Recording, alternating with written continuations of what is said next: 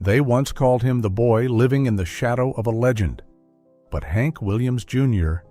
didn't just carry the flame of his father's legacy. He built a fire of his own, one that burned brighter than anyone could have imagined. From a trembling young boy on stage at the Grand Ole Opry at just 11 years old, to the man who fused Southern rock with country music and shook America to its core throughout the 1980s, Hank Jr. carved out a sound and a spirit that was entirely his own. He lived through the highs of fame and the lows that could have ended it all, a near-fatal accident, deep personal loss, and political controversies that sparked national headlines. But through it all, he chose to live freely on his own terms. In a warm, rustic estate in Tennessee and across the wide-open skies of his sprawling Montana ranch, Hank Jr. built a life rooted in simplicity, tradition, and a kind of quiet rebellion no one could take from him. Here is a man who nearly lost everything and yet left behind a legacy no one else could ever replace. Join us now as we step into the true story of Hank Williams Jr., a journey of resilience, heartbreak, and a spirit that never dimmed. Before the world knew him as Bocephus, young Randall understood one thing all too well: carrying the Williams name meant shouldering the weight of a legend lost far too soon. Randall Hank Williams was born in 1949 in Shreveport, Louisiana, in a modest home where the sounds of country music still lingered in every alley. His father, Hank Williams Sr., was the blazing torch of country music at the time, but also a shadow too vast for any child to outrun. When Hank Jr. was just 3 years old, his father passed away, leaving behind a grieving widow, a young son, and a body of music that America would never forget. Life wasn't desperate, but it wasn't easy either. His mother, Audrey, served as both manager and sole pillar of support. And in her eyes, the dream of a second Hank never faded. Randall began his life on stage while still in grade school. At 8 years old, in a small-town fair in Swainsboro, Georgia, Hank Jr. stood before a crowd for the very first time, singing Lovesick Blues. The guitar strap was too big for his small frame. He fumbled with the microphone, then began to sing.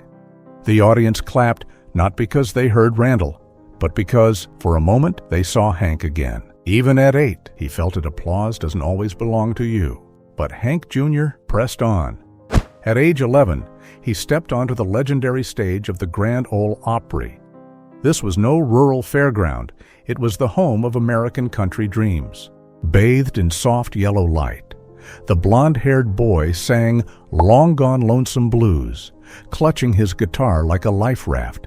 His hands trembled, but each note carried with it the ache of memory, the pride of heritage, and the stubborn spirit of a child determined to be heard. The room fell silent and then erupted. This time, the applause wasn't for the man who came before. It was for Hank Jr., and for him alone. A child who had lost his father before he could even remember his face had now found himself in the heart of country music.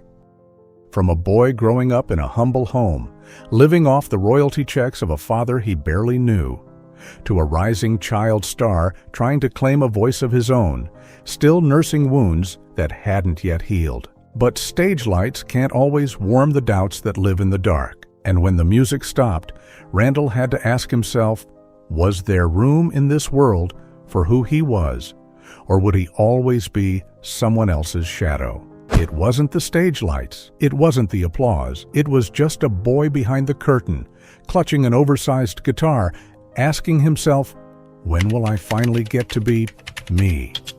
All through his teenage years, Hank Williams Jr. lived inside a legacy that fit more like a hand-me-down, too large, too heavy, and never quite his own. His first album, released at the age of 15, was filled with songs made famous by his late father. And every time he stepped on stage, in a neatly pressed shirt with a borrowed guitar from the studio, he sang while quietly counting the minutes until it was over. Audiences loved him, but not because he was Hank Jr., because he reminded them of someone else. Over time, that weight took its toll. Hard liquor became a companion.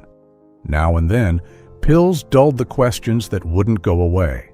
One cold Nashville night in 1974, with the streetlights outside fading into black, Hank Jr. faced a terrifying thought. Maybe he would never escape the shadow. Sitting alone in a small apartment, staring into nothing, no music, no voices, he asked himself the one question that cut the deepest: if I disappeared right now, would anyone truly miss me, or just the name Williams? But life has a way of shaking even the most broken hearts back to their core. In the summer of 1975, while hiking Ajax Peak in Montana, tragedy struck. The snow gave way, rocks tumbled. Hank Jr. plummeted over 500 feet down a cliff into freezing winds and the roaring silence of the wild. When rescuers found him, his body was shattered, his face disfigured, and his breath barely clinging to life. Doctors weren't sure he'd survive. And if he did, they said he might never stand on a stage again. During those motionless days in the hospital, Hank Jr. remembered the lyrics his father once wrote. He remembered the lullabies his mother, Audrey, used to sing. And somewhere between sleep and pain, he heard a voice, not a doctor's, not a crowd's, but his own soul whispering back toward life. Johnny Cash and June Carter, old family friends, didn't look away. June left a small wooden cross beneath Hank's pillow and gently said, "You are not alone. Fight because people love you for who you are." Johnny came with stories, laughter, and a few off-key songs, offering light in the darkest of hours. Little by little, Hank Jr. learned to walk again. He learned to sing again with half a face and a whole heart. He picked up his guitar again with trembling fingers and a fire that refused to go out. And in that small recovery room, still filled with the scent of antiseptic, he wrote his first real songs, songs of pain, defiance, and freedom. In 1975, he released Hank Williams Jr. and Friends, an album that finally stepped out of his father's shadow, an album that no longer chased someone else's dream. It was raw, it was bold, it was a sound forged from country, southern rock, and blues, and it was unmistakably his. From a boy nearly lost in the dark, Hank Jr. emerged not to follow an old flame, but to ignite a new one, all his own. With a renewed voice and a strength hard-won, he began his journey to conquer the world. But for a man who had come so close to losing everything, success wasn't just about glory. It was proof that he had truly come alive. There was a time when many wondered if Hank Williams Jr. could ever step out from the towering shadow of his father. But by the 1980s, the boy who once trembled at the microphone had found solid ground and left an indelible mark on the history of country music. After surviving a near-fatal accident in 1975, Hank Williams Jr. returned not just with physical strength, but with a new voice and a renewed spirit. He no longer tried to imitate anyone. Now, Hank Jr. blended country with southern rock, blues, and a bit of rebellion, creating a sound that was undeniably vociferous. The 1980s marked a breakthrough era in his career. The 1979 album Whiskey Bent and Hellbound felt like a declaration Hank Jr. was ready to be his own man. Then came Family Tradition, not just a hit, but an unofficial anthem for rural Americans proud of their roots. His name dominated the charts. He was named CMA's Entertainer of the Year in both 1987 and 1988, and swept the ACM Awards 3 years in a row, a rare feat in the country world back then. Behind every award were sold-out concerts and crowds stretching around the block just to hear his voice. No one called him the son of Hank Williams anymore. They called him by his own name, Hank Williams Jr. Then came A Country Boy Can Survive. At a time when America was rapidly changing, the song became a reminder of Southern grit and pride. It played everywhere from small-town backyard parties and state fairs to truck radios roaring down the interstate. With that one song, Hank Jr. wasn't just telling his story, he was singing for millions of everyday Americans. The accolades kept coming. Hank Jr. became the voice of Monday Night Football for over 20 years, opening each broadcast with "All My Rowdy Friends Are Coming Over Tonight," securing his place as a pop culture icon throughout the 80s and 90s. From the weight of impossible comparisons, Hank Williams Jr. rose to a place where no shadow loomed over him. There he stood, under the bright lights, surrounded by roaring fans, not as someone's son, but as a true artist, a living legend who carved his own name into country music history. And with fame and success in hand, he built a life that reflected everything he had fought to earn. But Hank didn't chase luxury high-rises or palatial estates. He returned to the American South, to wide green fields and the soft hum of insects in the night air, to create a sanctuary of his own. His 11,000-square-foot home in Tennessee, valued at around $8 million, isn't a flashy showpiece, tucked behind old oak trees. It's sturdy and unpretentious, just like Hank himself. In the backyard, a saltwater pool lies still as glass, mirroring the sky. Beside it, a duck pond ripples gently in the breeze. Most mornings, Hank sits on a simple wooden chair out on the porch, a hot cup of coffee in hand, listening to the birds and breathing in the scent of freshly cut grass. Inside, every beam and pane tells a story. It's not the luxury of marble and crystal, but of memory, of old-fashioned values, and of the kind of peace his generation knows how to appreciate: family, stillness, and a quiet corner to call your own. But Tennessee isn't the only place he calls home. Out in Montana, Hank Jr. owns more than 1,400 acres of land, a stretch so vast, on a clear day, you can ride for hours without leaving his property. There are no city lights, no traffic horns, no neighbors pressing in. Just open sky, green meadows, and mountains standing tall like the ones he used to dream about as a boy in a cramped house back in Louisiana. Here, he reconnects with his most primal self. He hunts. He rides. He breathes with the rhythm of the wild. Some nights, he sits by a fire in the heart of the ranch, strumming an old guitar, singing tunes that never made it to record songs meant only for the wind. No audience, no stage lights, just a man, a guitar, and the world spread wide before him.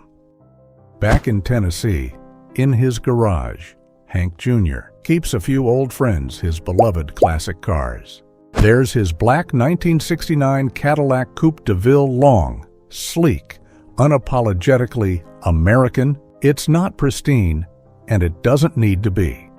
This car carried him through countless tours, from the dusty towns of Texas to the long roads of Alabama. Every time that engine growls to life, he remembers the days when life fit into a car, a guitar, and a few new lyrics scratched into a notebook.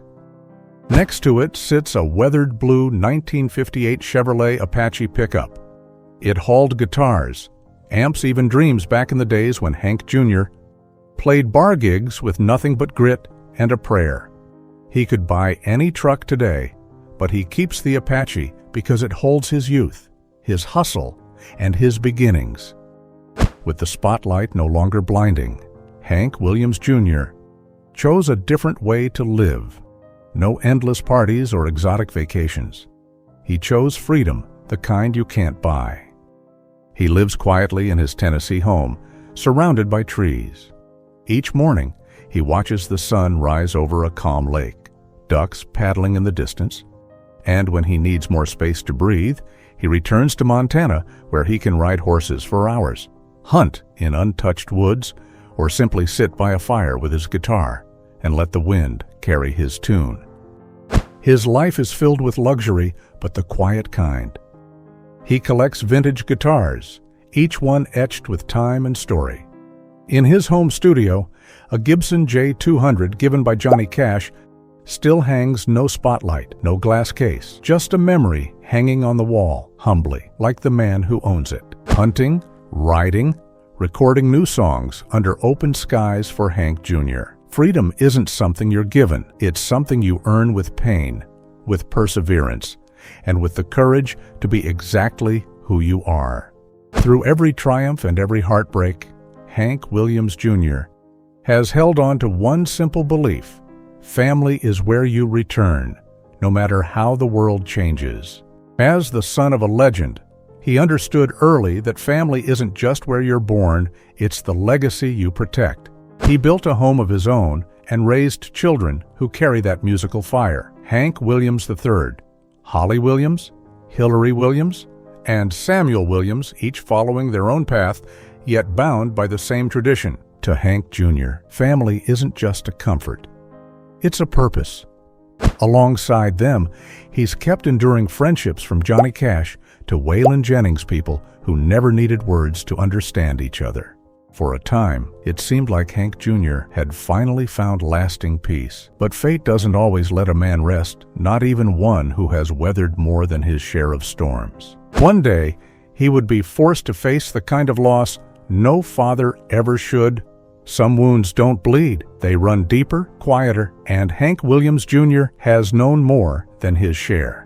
From a young age, Hank Jr. understood what it meant to lose. In 1975, not long after surviving the mountain fall that nearly took his life, he lost his mother, Audrey Williams, the woman who raised him alone while carrying the weight of Hank Sr.'s legacy on her shoulders. It was a quiet kind of grief, but one that never left his heart. Years later, with a family of his own and what seemed like lasting peace, fate struck again. In 2020, his youngest daughter, Catherine Williams Dunning, died in a car accident at just 27 years old. There were no press conferences, no public statements. Hank Jr. simply withdrew to his Montana ranch, where every red sunset carried memories too heavy for words. Losing his mother, losing his daughter, these were heartbreaks that didn't break him, but deepened his voice, quieted his music, and made it more real than ever. Back in 2006, Hank Jr. faced controversy over an accusation involving a female server. Though the case was eventually dropped for lack of evidence, the media didn't back down. He didn't offer lengthy defenses. He just kept playing, kept touring. And the faithful fans stayed. Their applause after each song said enough. But the biggest storm came in 2011. During an interview on Fox and Friends, Hank Jr. compared President Obama to Hitler. The backlash was swift. ESPN pulled All My Rowdy Friends from Monday Night Football, ending a 2-decade run as the show's opening voice. The following year, during a concert at the Iowa State Fair, he doubled down with more political remarks, drawing further criticism. But Hank Jr. didn't backtrack. Instead of an apology, he released a new song, Keep the Change, a bold, unfiltered statement. If this is what America's become, keep it. I'll hold on to my beliefs. The media turned away. Some country radio stations stopped playing his songs, but the loyal fans, the ones who'd been with him from the start, stood their ground. They came to the shows. They waved American flags. They sang every word with him. There was no big PR campaign. Their support came from the heart, and that's what Hank Jr. valued most. He had lost family. He had been publicly attacked.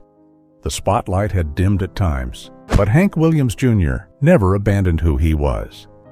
In 2020, he was officially inducted into the Country Music Hall of Fame. He walked on stage, silver beard, trademark sunglasses, a sly smile playing on his lips. Through every storm, there he stood the most free man in the room. Because in the end, a legacy isn't built from records or awards. A true legacy is built by how you live, by never backing down when the storms roll in. Not everyone born in the shadow of greatness finds their own light.